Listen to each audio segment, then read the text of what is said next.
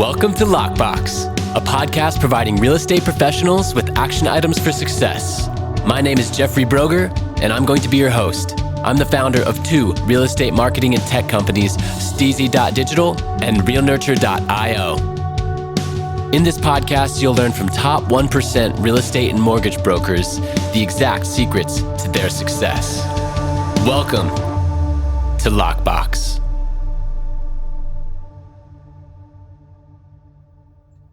Welcome to the Lockbox podcast. My guest today is Micahel Kelczewski, right? Kelczewski? That was close. Yeah, you got it. I got the ch. Yes, he has an interesting last name, but if you type it into Google, he comes right up. He is a top real estate broker on the East Coast, and I'm excited to have this conversation today. Thanks for coming on. You're welcome. Yeah, I appreciate the invite. I look forward to this conversation as well, my friend. Yeah. So why don't you tell our listeners who you are and where you're from? Well, my name is Micahel Kelczewski. I am a real estate broker, currently live in Delaware. Most people probably have no idea where that is, but our president is from Delaware. So I think it's going to be on the map a little bit more than most people would have ever thought about this state. But I live about, 20 minutes, 10 miles south of Philadelphia. Cover from Virginia to New Jersey. That's my area of practice, which sounds like a large area, but we're not in California. There's states that are all around us. In fact, from my apartment window, I can see New Jersey. So it's very advantageous if you really want to go forward with real estate and take it by the horns, become licensed in multiple states just so that you can kind of have this large geographical area. And it kind of helps, like if things start to kind of fall in Jersey, you can go into Maryland or Delaware, Pennsylvania. So it's kind of a strategy for some to kind of hedge themselves against any disruptions, which is, as we know, in 2020, things can go awry very quickly. So, for that instance, we were shut down in Pennsylvania. There was no real estate for 3 months. And I was like, fortuitously, I could work in Jersey under CDC guidelines, of course, Delaware, and part in Maryland as well. So it's like, the strategy really is to kind of, give yourself some avenue for these different areas because they all are different submarkets. But yeah, I work in those specific states, been doing it about 8 years, fell into this industry due to a job loss. I was laid off. There wasn't a lot of opportunity local. This was, think back to the 2012, 2008 situation. I graduated into the middle of one of the worst economic recessions possible. And even with a college degree, there wasn't a lot of jobs. And I worked in a restaurant. I sold landscaping. I was trying to kind of figure out my life. My parents college degree and you're doing landscaping and working in restaurants. Okay. Yeah. And I was like, this isn't like really what I envisioned. And I didn't really think much about real estate either. And I was like, I didn't think this was a viable career choice. I think we all have impressions of like real estate agents, and I didn't think that I could ever be one or had any interest, but fell into it, took the exam, did really well initially, and just kept throwing the chips in, just reinvesting CapEx into the business. And, here I am. All right. Love it. And obviously being licensed in multiple states has helped you a lot. So anyone on the East Coast, that's a big recommendation. Of course, in California, we have, the equivalent of like 10 Eastern states of coastline to go sell in. So over here, you just need the one license and you can serve so many areas, but that totally makes sense on the East Coast. I did see that you are a surfer. So have you done any international surf trips recently? Not recently. I have been down in Central America. As a kid, I went to California, went surfing a few times, Hawaii. Sure. I think once this COVID is over, I've been eyeing like a Bali trip. I'm goofy footed, so the land of the lefts, like I would die for that. And I salivate, like on Instagram, I follow like, certain like individuals and channels. And I'm just like, man, he's like left-hand point breaks. He's like, purling barrels and, water's like 75 degrees. So you're going to be super jealous. I lived in Bali the last 2 winters. Oh, man. Lived there, surfed every day. It's 4 to 6 every day. And then sometimes it's like 18 foot. But yeah, you're right. It's just, there's not only, amazing rock reef and beach break that's much more punchy and consistent than most other places in the world, but also there's those points like Uluwatu and, Nusa, Padang. Like there's so many places. It's just a surfing mecca. It's amazing there. Yeah, culture is there too. Food, people. It hits like all the nine. So it's like, even if you like bring someone and there's that, your lady friend or whomever like is not a surfer, you go, oh, well, there's temples to visit. Like there's cool stuff there. There's yoga. The food's Yeah. amazing. It's Yeah. always hot. You can go tanning. Like, basically everybody's in their 20s and 30s doing like digital marketing or something entrepreneurial and living their best life. So it's Yeah. an amazing place. It's great. Highly Yeah. recommend I it. might not come back. Yeah, it's hard to. It's hard to. But especially real estate, right? You're pretty location based. So you'd have to have some pretty amazing systems in place. I see that you have a digital marketing background or specialty. It was mentioned a couple times throughout your bios online. So, what are you doing right now with digital marketing that kind of separates you from other agents or other brokerages?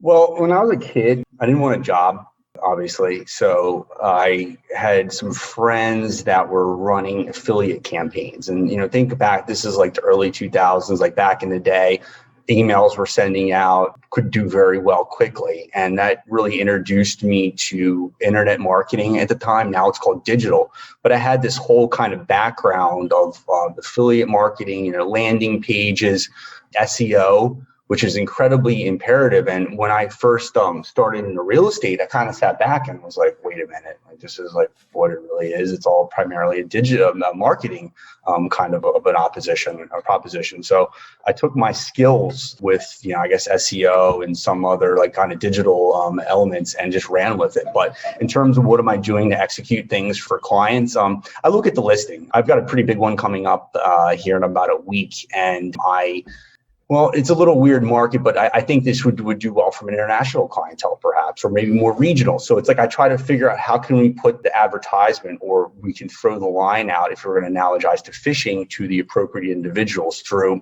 omni-channel marketing, as you know what that probably means. Yes. It's basically hitting all of the areas where these listings are going to go. And it's not just typing it into the MLS and letting it syndicate on like Zillow and Trulia. Like there's other like Jedi mind tricks and things that we'll do.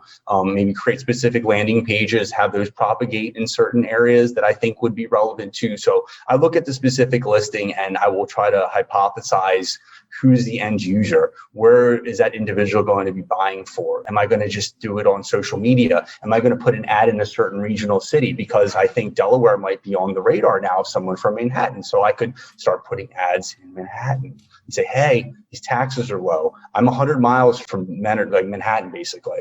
That's a 2-hour drive, easy train commute. You can buy a house that is probably 5 times less in Delaware if you can deal with the commute or want to move here. So I just look at the asset or the property and kind of figure out a specific, digital campaign. That's probably what my unique sales proposition would be if I'm going to kind of pitch a client. And I would just show them different things that I've done. Like Google my listings, Google some other ones, see where these are propagating with, see how these are converting, and just show them like how important it is to really throw a very wide net so that these individuals can see this listing and ultimately be converted for a sale. Yeah, that makes sense. And something that we've been doing, obviously STEEZY.Digital is one of my companies. We offer branding, advertising, and consulting to top 1% real estate and mortgage brokers. And a lot of what we've been doing in COVID is work-life play. We're promoting the fact that people don't have to commute anymore as much, right? A lot of 20th century businesses that would never allow remote work have now accepted it because they were mandated to, and they realized that productivity didn't really drop all that much, or it actually increased for their remote workers. So now all of a sudden the people that were living in the urban area or the rural area and driving to the city for work, now they don't have to do that, right? And so now they could maybe live in a more desirable area, and we can market to that. We can market to people leaving California. We can do all kinds of stuff in the digital space that frankly it's harder to do with print or other types of traditional media. So that makes total sense. And I'm glad that you have that type of marketing focus, as well as, the acumen to put some of those things together. You mentioned landing pages and, not just syndicating the listing in the MLS and okay, that's it, right? You take many more steps after that to then go market it online. So really glad to hear that. Yeah. So it's like basically I will create a specific property website, content marketing, make sure that hits and it starts to get ranked in the search engines, and then take that specific property page, propagate that landing page out so that individuals can see it, can start funneling things, create a sales funnel, might try to have a property in the media. That's great for inbound marketing. So you apply an inbound marketing strategy to a specific listing. That's really what I like to do for specific properties. And, you have to, it's got to be the right one. And that's really what I like doing for specific listings. Wow, that makes sense. And do you have help with that, or do you do all that yourself? I have a personal assistant, like a part-time, and I use like kind of virtual assistants as well to kind of help delegate it too, because it gets too burdened, like all the administration and things of that nature. But no, I do a little bit of, have a little bit of assistance, fortunately. No, absolutely. And that's the name of the game, is leverage systems and putting great people in place to either create those systems or manage them. Right. And so I can go surf in Bali. That's right. That's right. So how have sports and early entrepreneurial ventures helped you in real estate? You know, I saw that not only surfing, but you grew up playing baseball, and then you started a few lemonade stands. So, you know, how has that helped you when it comes to real estate? I think the sports helped from a teamwork perspective. As you know, you mentioned you can't be a total solopreneur. It just doesn't scale.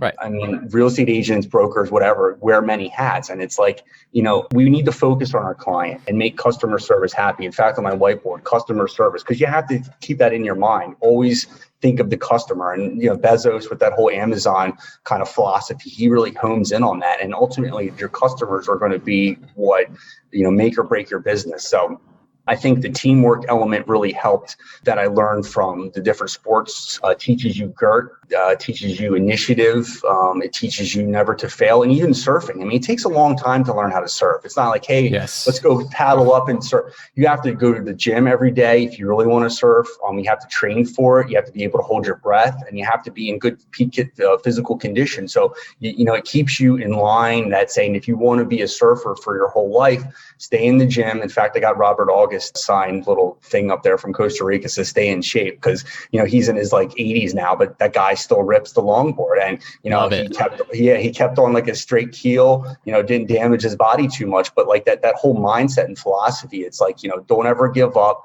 use a team, really spins well, or is a very applied well to business or enterprise.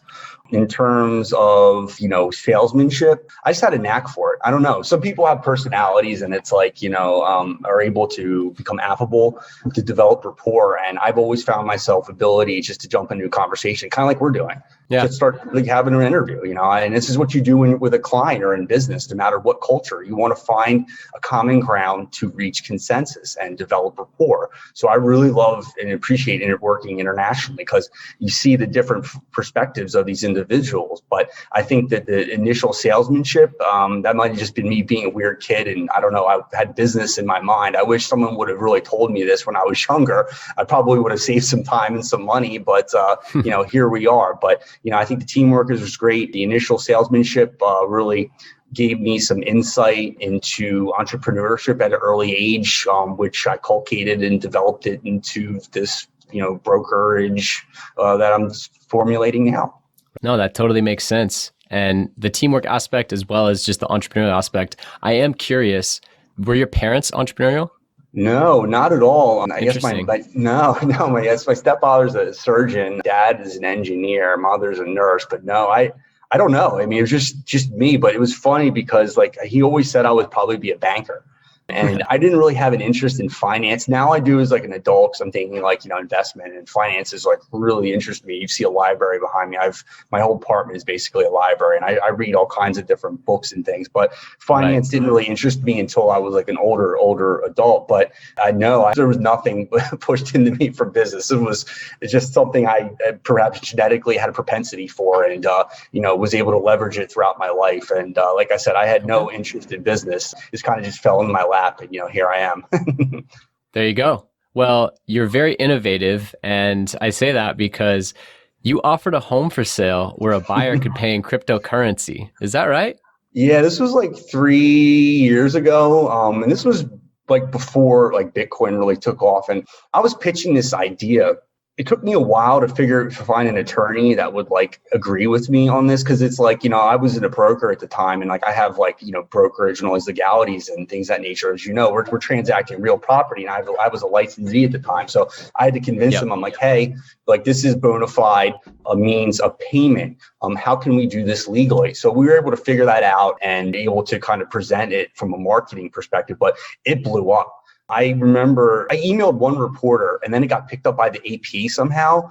Like the So next smart. I didn't realize this was not like planned. I'm just being completely honest. I didn't plan this at all. It kind of just like went wild. But the next morning, Fox News was calling me. They showed up at my place of work. The owner of the company was like, hey, like calling me, like really, it's like, there's news reporters here. It's like, we need to have like a policy for journalists to discuss. And I didn't really know what was going on at the time, but it went viral. And the house was sold, fortunately. But, Bitcoin has always interested me from a financial payment system. And I've dealt with international buyers, as I mentioned. And the problem is like, if they're out of the SWIFT system, which is basically a payment system run by the US government, and it's very challenging to transfer money from other countries and things. So I wanted to kind of open up the real estate to internationally. And I was like, well, how can we like figure out a very seamless way to transmit value across international borders? And I was like, Bitcoin, let's do it. And it's legal, KYC. This isn't like some shady like enterprise. We can do it with like legit companies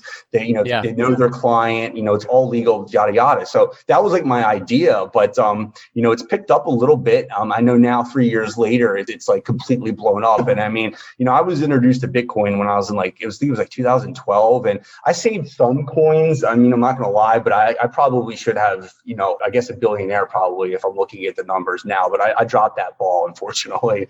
But that was like my idea. I just wanted to open up the market and make these properties accessible to the masses. And that's really what Bitcoin is. It's a financial system, to the democratization of a financial system, so that people like in Africa or in Asia that don't have bank accounts can all of a sudden have self-host a wallet. They can, start saving in Bitcoin. They can buy things with it and they can transfer it anywhere in the world. So that's what was really cool to me. And I wanted to link like real estate with Bitcoin. And that's kind of what I've been doing for the past few years.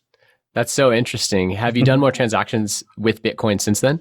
There's been a few interests, but nothing as magnitude. No. Just that was it wasn't a one and done, but it was like nothing beyond that has fully materialized at this point. Well, you proved the concept, and that's you were a trailblazer in that sense. I bet that buyer, I guess I would say, I bet that seller is happy they took Bitcoin, especially if they kept it, because in 2017.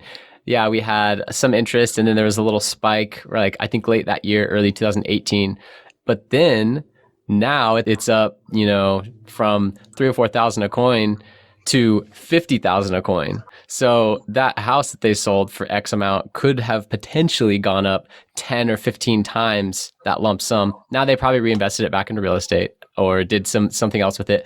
But the potential with that, right? It's such a rapidly increasing in value currency. So it's really interesting, rather than paying in dollar, which is actually suffering from inflation and the government printing more money and the reduction of buying power, you could essentially trade real property with currency that is actually increasing in value. It's kind of interesting. And it's instantaneous. I mean, think of like the protocols for purchasing like real property. I mean, we're doing mortgages now with cryptocurrency.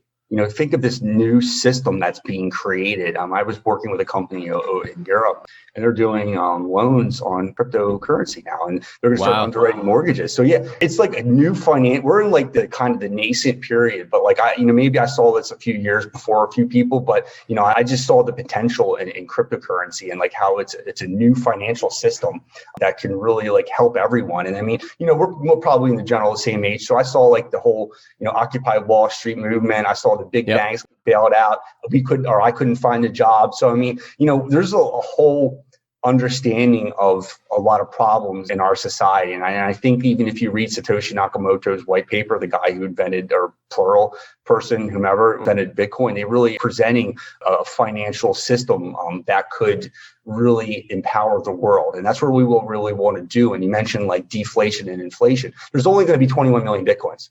Like that's fact.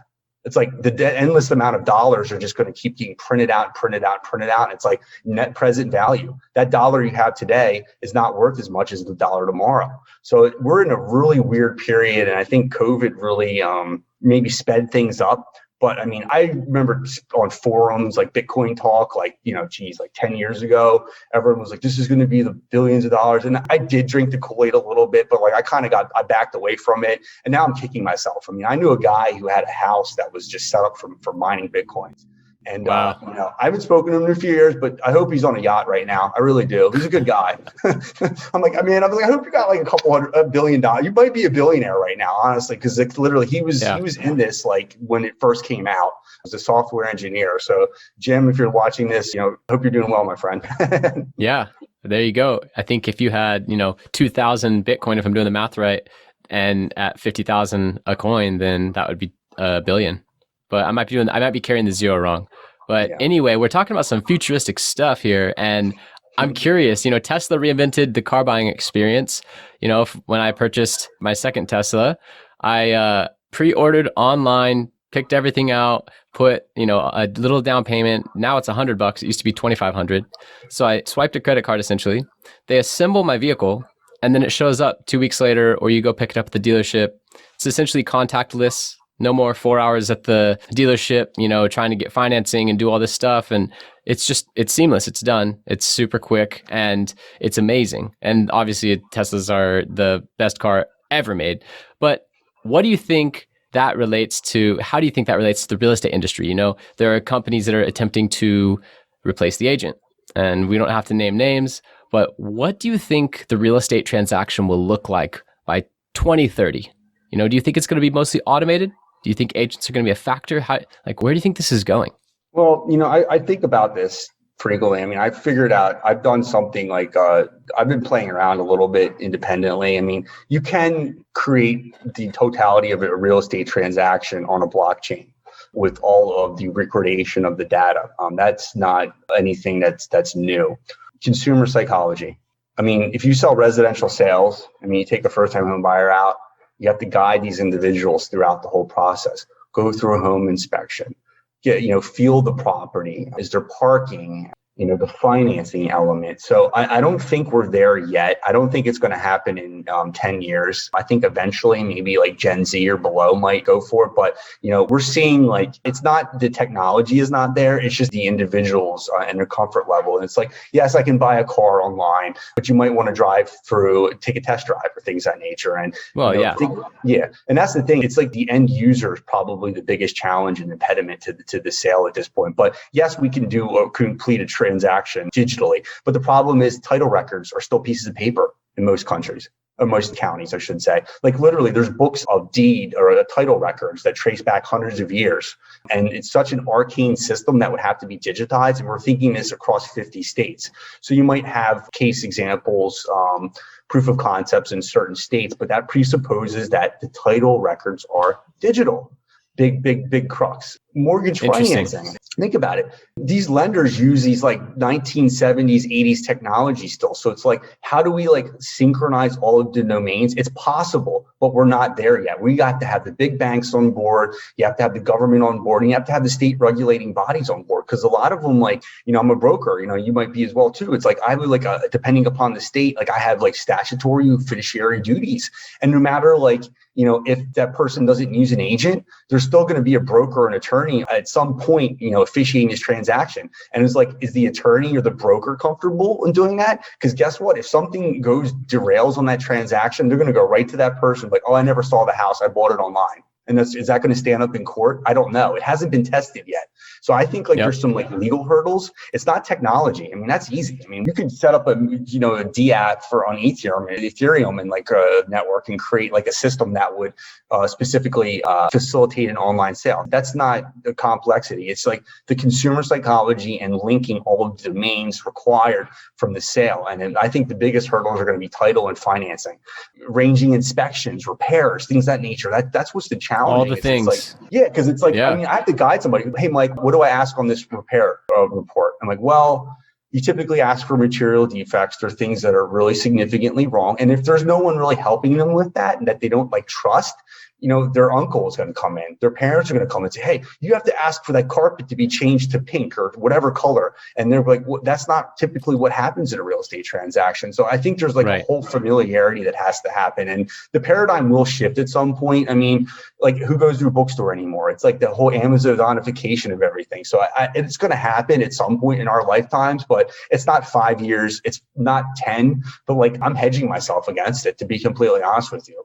That's why I'm looking in these large areas and getting brokerage license, because it's look, I see the writings on the wall. I may have dabbled in the technology. I may understand the proof of concept. And if the light switched, I'm just going to position myself to kind of, execute that plan. I mean, it will happen at some point. But again, it's the psychology of the individuals and going through the whole sales cycle and the process, which we have to overcome. And when that happens, I don't know. Yeah, you mentioned a lot of great points there. A lot of things that other guests actually haven't touched on, such as the title not being digital, something as simple as that, just holding up the whole process. But what I gathered from your response is that real estate agents are still essential for the foreseeable future. You're not only in an agency relationship representing the buyer or the seller with their best interest in mind with a fiduciary responsibility, but you're also creating and fostering that ability to negotiate about a real piece of property. Mm-hmm. And that, I think, is the biggest thing. By the way, I agree with you. I think real estate agents are still going to be here for a very long time. And that's why my companies, even though they're marketing and tech companies, they're not here to replace the agent. They're here to empower the agent with technology so that we can embrace it to serve our customers better. And with that in mind, then we're creating the ability to negotiate. Because at the end of the day, a real estate transaction is a negotiation between buyer and seller, facilitated by the agents, right? Well, if a single company, a monopoly, is valuing the home, writing up the contracts, selling the home, purchasing the home, doing everything, where's the negotiation in that? There is none. And right? Here's the thing. How are they valuing the home? An appraiser is licensed in the specific state. And penalized by felony if they don't follow one of three valuation methods, right? Yeah, hey, the ball's going to drop at some point. I mean, we all know which company we're still speaking about, and the stock is going to the moon. But I'm all about risk management as a broker, as you are as a business person. And I'm thinking what could potentially go wrong with this situation? Am I protected?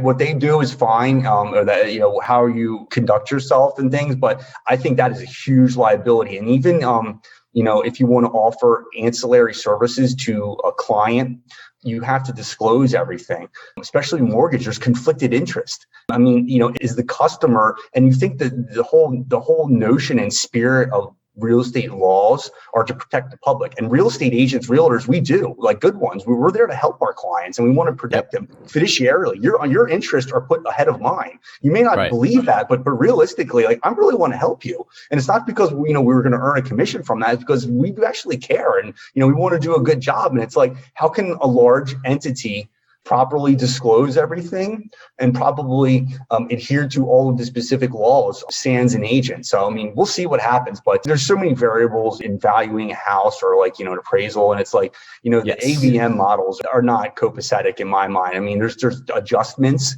what are the features of the property?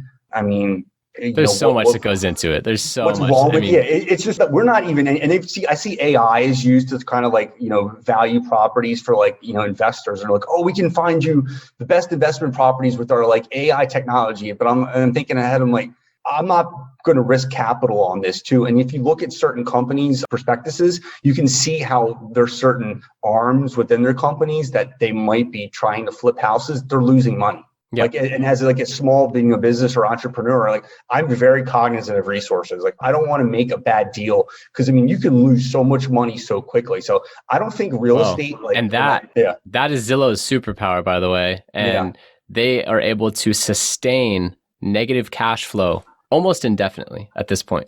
And so that's really their superpower. But for the small guys and for the consumer, it's not sustainable, but it's also not in best interest of the consumer. So that stuff you can't control, but I bring it up because most agents nowadays, it's at least in their minds, whether they fear it or not. So I like to dispel that fear. And then the purpose of this podcast is to focus on the actions that real estate professionals, whether it be on the mortgage side or the real estate agent side, what actions can they take every single day to ensure their success in the industry? So my next question to you is, what's the single most important action that you take every day that has attributed most to your success?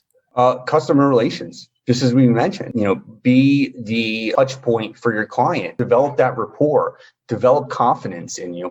Why are they going to trust you or some large system or company over your sources? And you think about that. It's like you've developed a trust, you've helped them, you've guided your way. And I would focus on specifically on prospecting and developing your client relations. Because like, again, if you read some of these memoirs, these bibliographies of a lot of these like very successful entrepreneurs, they're all about customer service.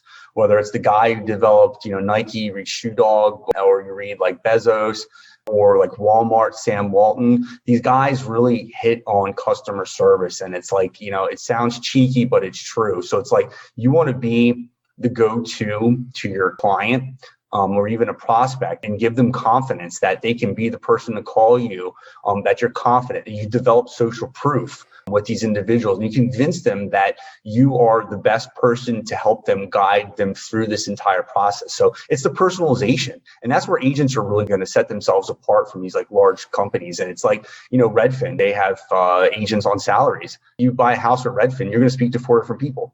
Right. If you liaise with a real or broker, you might deal with an agent and assistant.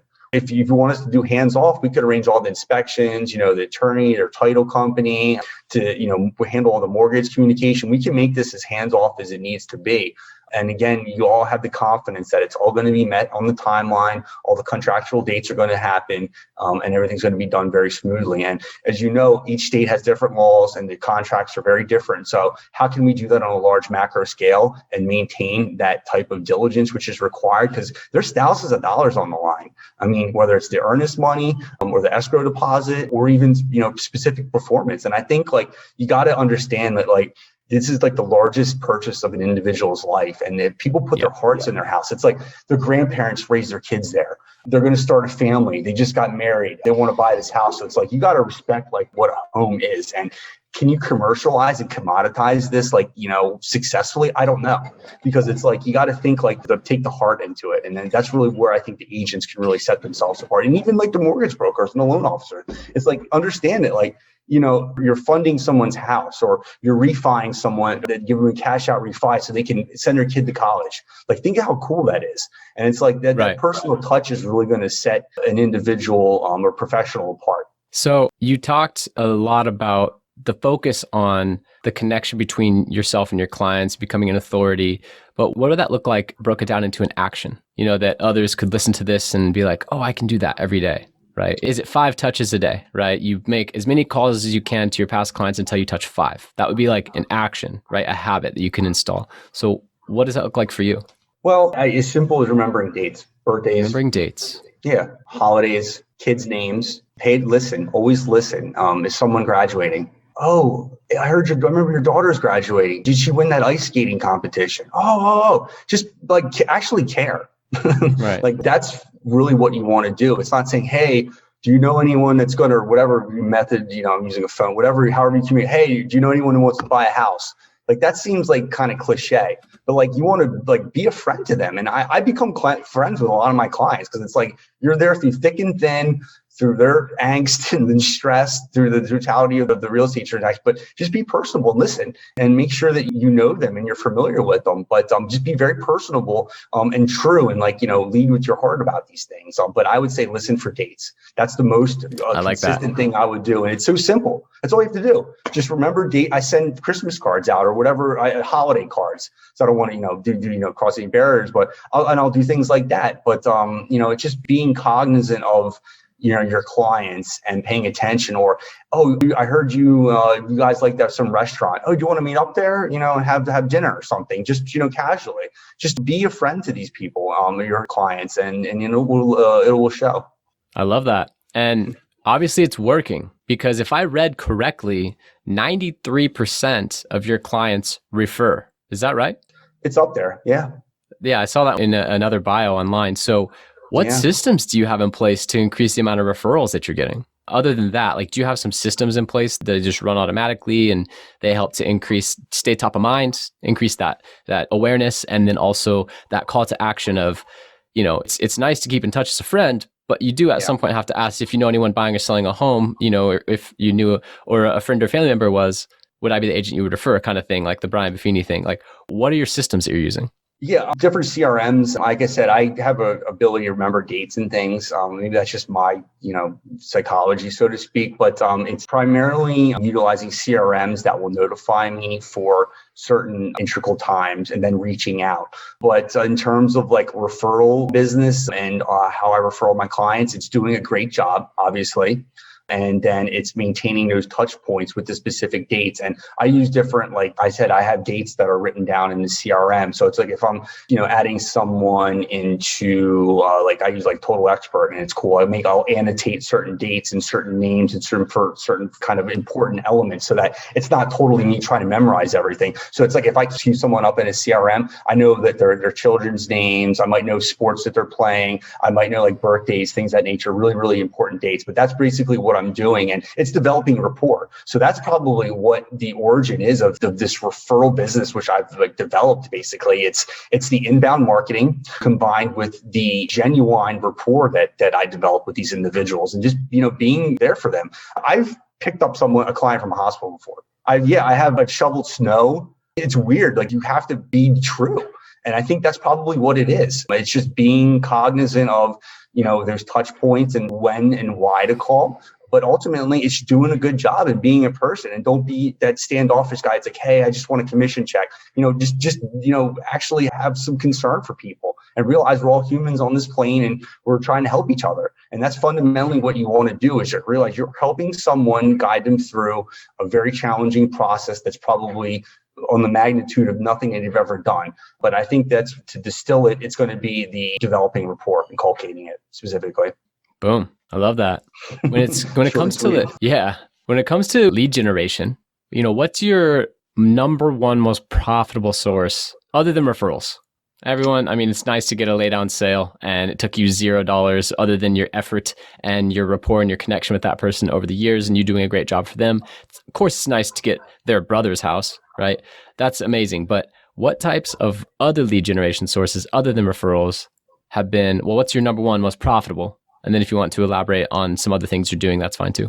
Of course. I might have mentioned, like I am all about inbound marketing. So I have developed a very strong digital presence. So when you Google me or you Google certain strings or keywords that I have analyzed of relevance, I will then funnel them to landing pages, get kicked into a CRM, and then automatically be, solicited, essentially, email lists, things of that nature. But, my most successful strategy is going to be inbound marketing, and then hitting and advertising on the specific sites or platforms that are ranking highly. So if I'm looking in a market and I want to hack it, I'm going to go down to Washington. I've been looking at that market for a while, and that's got my sites recently. So Washington, D.C. real estate. Who's hitting up very quickly? What companies or what specific agents are ranking very highly?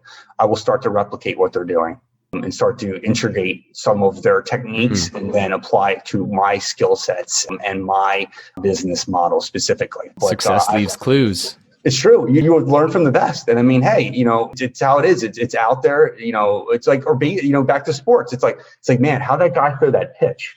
Like, it's a crazy curveball. It looked like it was going to hit me in the forehead and I fell back. It's like, what was that guy doing? Did he twist his hand? Like, how can I figure out how to throw that curveball?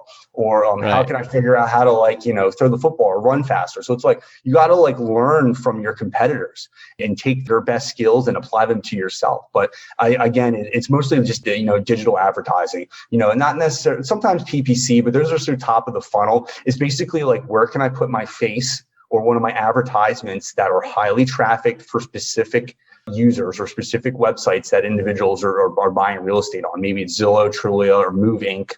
Or Homes.com. There's so many different ones, and it depends on the market, honestly. I'll look specifically where they are. I might try retargeting so that I can be the guy or their website or my website, so they can constantly see that I'm everywhere and I'm following them around the internet. It could be social media advertising. It depends on the demographic too. If I'm going to if I'm going to market to some baby boomers, I'm probably going to look at Facebook and try to target that demographic. You or I'm not really on that frequently. I do use it for real estate, but I'm not posting stuff constantly. I might look at like Instagram Yep. I'm looking at newer platforms too, but the Gen Zs aren't really in the buying market. So I'm not looking at like TikTok and other things yet, but I think in the future that might be irrelevant. But I agree. It's just too young. I'm basically looking at the demographic. Yeah, it's way too young. I mean, I've played around on it, but I'm not posting photos or videos and things because I don't think it's relevant. I don't know anyone that's buying or selling houses at certain price points that's on TikTok that's with any consistency. Teenagers, that's great. Look at your funny videos, dance around, knock yourself out. Call me in 10 years when you have some money and you're out of college and you're ready to buy. Yeah, exactly. Or 15. Right. Yeah. And if you're listening to this podcast right now and you're like, man, all that sounds great and I really need that. Well, you know who to call. STEEZY.Digital. Get a free strategy session because that's what we do. Right? Michael is blessed enough to have grown up in the digital age alongside myself. So he's already implemented all this stuff for his brokerage. Hence why, 7 years into his real estate career, he's being interviewed on a top 1% real estate podcast. But if you're out there and you're interested in any of that, please reach out to us. This is what we do. I noticed 3 years ago that there were a lot of real estate brokers out there who had amazing interpersonal communication skills. They were money on the phone. They could crush a listing appointment, but they really struggled with all the digital stuff. And that's really what my agency focused on, is ramping up everything that they did in person and installing all of the digital aspects done for them. They don't have to lift a finger, and they can brokerages from 80 million a year to 100 million a year. Or 40 to 80, right? Because they had the great moving parts in place and the systems and the people. Now they just had to pour the gasoline on the fire. And so you brought up so many good points. And honestly, it brought a smile to my face to hear you say all the things you said, because then I didn't even have to bring them up, right?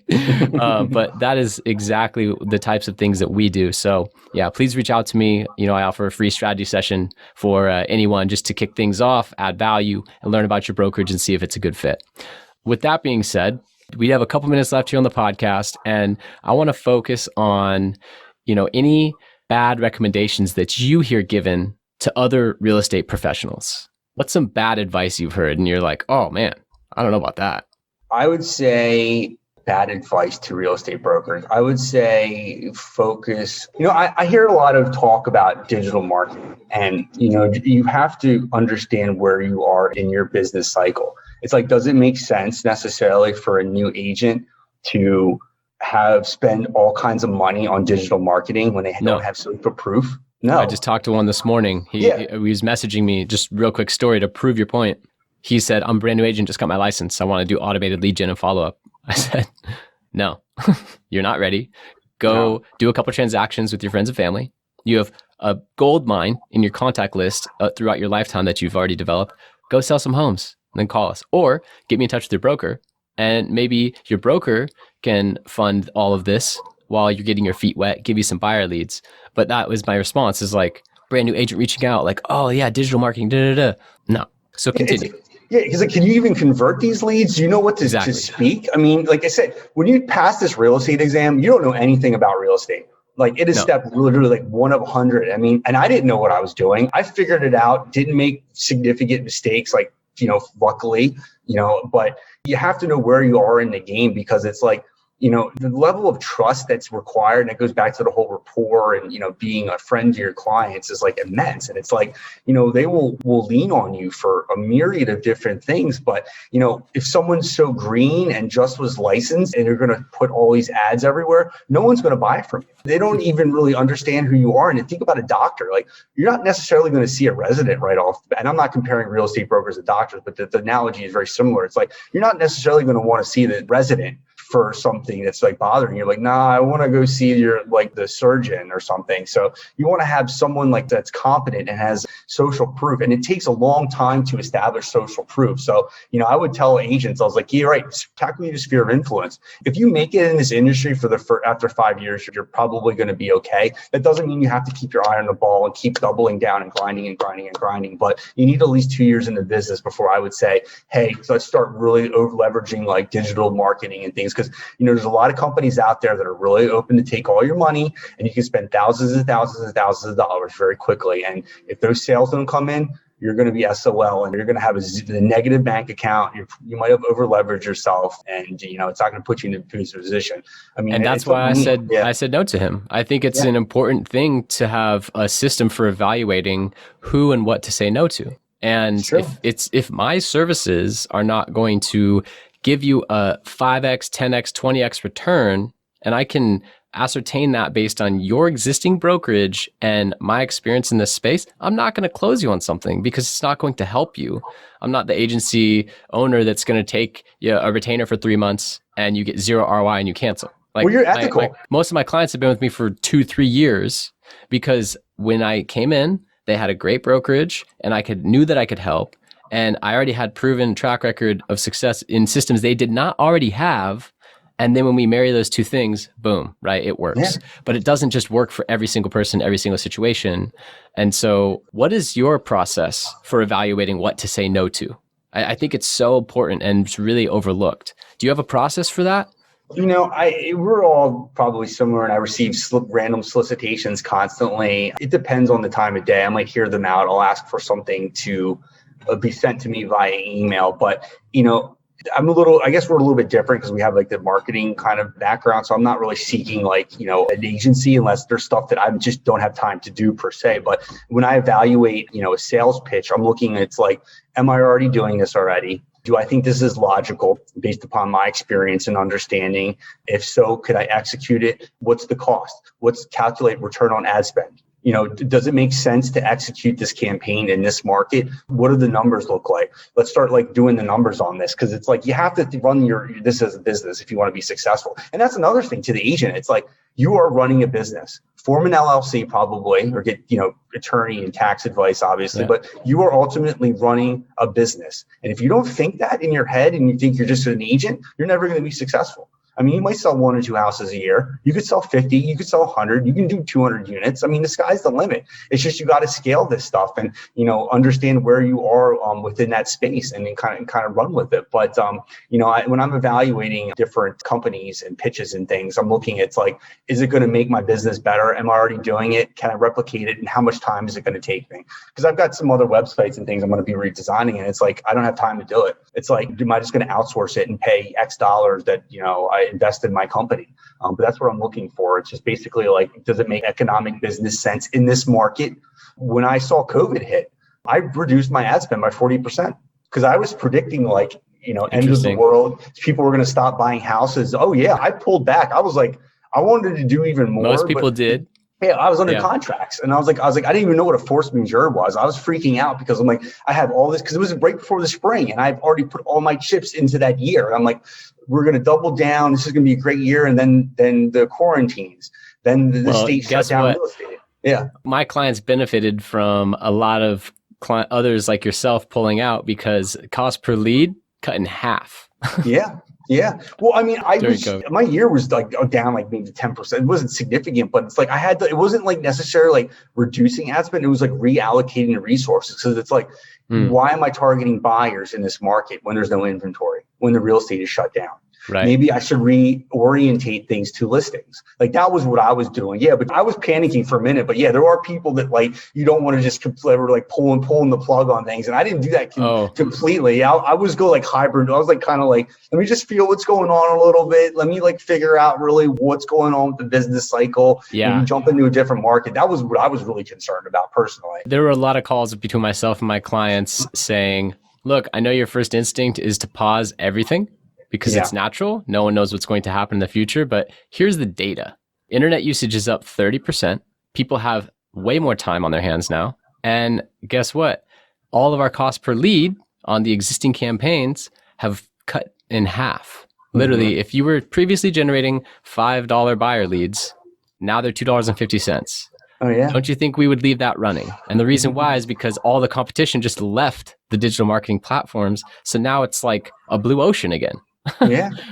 Don't you think we should keep that going? Yes. And so all my clients kept it going, and they did great all through. And then, come May, June, a lot of the advertising came back online once people knew that, okay, this thing, it's not going to affect real estate. In fact, real estate exploded. Who would have thought? Yeah. Yeah. Who would have thought? Crazy. It's crazy. Supply and demand.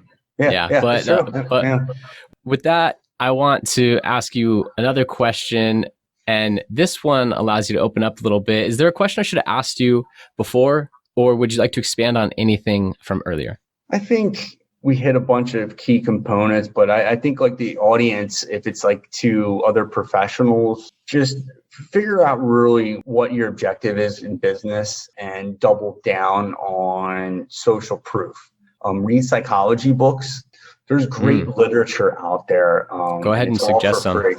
I like David Glivley. I'm trying to think if there's anything sitting on my desk that's marketing related, but I would read like David Glivley. He was an advertiser that was in the 20th century, which kind of innovated marketing. And he combined scientific advertising, basically measuring things, with human psychology. And that's really important. And it's like, how are we going to set your advertisements? How are we going to impress your advertisements compared to someone else, to an effective user or customer? And it's like, if they're looking at like an A/B, it's like which one is more likely to trigger certain sales functions, or how can we get that user to input their user or their email address into your systems that you can then start developing a relationship. So I would look really to hone in on the marketing element and even the psychology, and start reading and reading and reading and reading, and also like biographies from different individuals, because all the information is out there for you to take. Like I said, we're having a conversation, I'm throwing out ideas, you're throwing out ideas, we're segueing off each other, and it's like, this is how it works in business. It's like, people are very friendly, they'll tell you what they're doing, it's successful, and it's like, open your eyes to what your competitors are doing and understand really the fundamentals of advertising and marketing, and then just leverage that and take it and run with it. But again, that presupposes you know what you're doing, and you know which level of business you are, and you can handle the volume. Because if all of a sudden you have 100 leads, how are you going to convert them? Do you have like an in-house service agent? Do you have someone like cold calling? It's like, because it's like, you got to mine these leads, and it's like, that goes back to the touch points and developing your rapport. It doesn't happen. You go on a date with someone, you got to feel it out. You got to develop the relationship with someone, or you meet a client. First of all, you might have coffee. Oh, where are you looking to buy property? Okay, cool. Well, here's the whole area, the data. Here's some of the market reports. Here's some properties. Maybe we'll check them out. Go get pre-approved. This is financing. So you got to kind of melt the whole totality of the process. But what I would just really emphasize is read the psychology of marketing, because, we're in a highly competitive space. Everyone has digital ads everywhere. And it's like, how can you make your ad different and really catch everyone? And a lot of it's emotion, it's sentiment, and it's triggering imagination. And a lot of that is discussed in literature. And you can really take that and run with it very far. I love that. Great suggestion. And we'll try to link down to the book below here. Hey, how can listeners contact you? If you could spell my name, you could try Googling it. But no, I'm all over the internet. I'm sure there'll be a link somewhere with my different socials or website. But I work from Philly to DC. If anyone's seeking real estate services, just let me know. I'd be happy to help out. But we'll leave or referral partner on there, right? Yeah, referral partner is great too. But I'm all over the internet. If you Google me, millions of things will pop up. But like I said, the best way to reach me is send me an email, and then I do respond to everything. I read them. Kind of how this it was interacted. We found each other. I'm always open-minded. I don't never turn anything down. You always have to be open-minded, and that's another thing. Everyone, don't ever shortchange. Don't ever negate something that someone tells you, because there's value in everything you do, in every interaction, and you can really develop strongly if you listen. And that's fundamentally what you have to do in sales and or business, is listen. I love that. Hey, Micahel Kelczewski. Did it, my friend. Awesome. Hey, thank you so much for being on the show. I'm really, really grateful. I think it was a phenomenal conversation, and a lot of agents out there will benefit from it. So I appreciate You're welcome, you. My friend. Yeah, happy to help out. All right. Take care. Take care. Thank you for listening. If you want to accomplish your real estate goals, then I highly suggest downloading my free Ultimate Real Estate Goal Setting Framework. The link is in the description of the show, and it will help you break down your annual income goal into the amount of phone calls, appointments, or open houses you need in order to achieve that goal. Thank you so much, and we'll see you next time.